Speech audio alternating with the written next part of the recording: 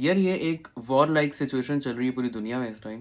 Gold की और silver की प्राइसेस नीचे क्यों आ रही? हमने तो हमेशा यही सीखा है कि जब भी कि कोई अनसर्टेनिटी होगी या कोई इकोनॉमिक क्राइसिस होगा या एक वॉर लाइक सिचुएशन होगी, तो गोल्ड और सिल्वर एक सेफ हेवन एसेट है और उनकी प्राइसेस बढ़नी चाहिए। आप भी ये सोच रहे हैं? तो इसको एक सिंपल एक्सप्लेनेशन में इसको डिकोड करते हैं। अमेरिका, इसराइल और ईरान की जंग को ऑलमोस्ट 7-8 दिन हो गए आज। इस जंग की वजह से क्रूड ऑयल की प्राइसेस जो हैं वो बहुत ज़्यादा बढ़ गई हैं, क्योंकि जो सप्लाई है या एक्सपोर्ट है ऑयल की वो उस तरह से नहीं है और वो एक बहुत बड़े रिस्क के ऊपर है इस टाइम। इन प्राइसेस के बढ़ने की वजह से पूरी दुनिया के अंदर जो इन्फ्लेशन है वो ऑब्वियसली बढ़ेगी बहुत ज़्यादा।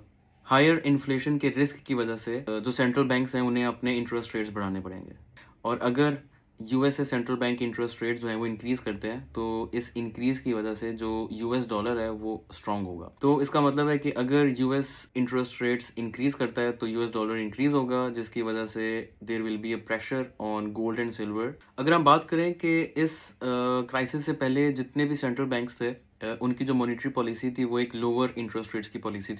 अब इन हालात की वजह से सेंट्रल बैंक्स को अपनी मॉनेटरी पॉलिसी में इसी में एक शिफ्ट लेके आना पड़ेगा and they are going towards a higher interest rates. तो हम ये बात कह सकते हैं कि अगर ये सिचुएशन ऐसे ही चलती रही तो ये एक अच्छा साइन नहीं है गोल्ड और सिल्वर के लिए। लेकिन अगर हम इसको एक और एक्सपेक्ट से देखें तो इस वॉर का जो इम्पैक्ट है वो अभी तक गोल्ड और सिल्वर में नज़र नहीं आया।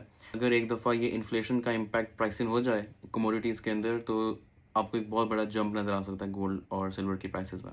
मुझे भी पर्सनली लगता है कि गोल्ड और सिल्वर एक चीप प्राइस पे है और आने वाले टाइम पे ये आपको जंप नज़र आएगा। सो आई होप कि ये एक्सप्लेनेशन बहुत ज़्यादा हेल्पफुल होगी आपके लिए। So do help others as well and share this video with your friends. Thank you.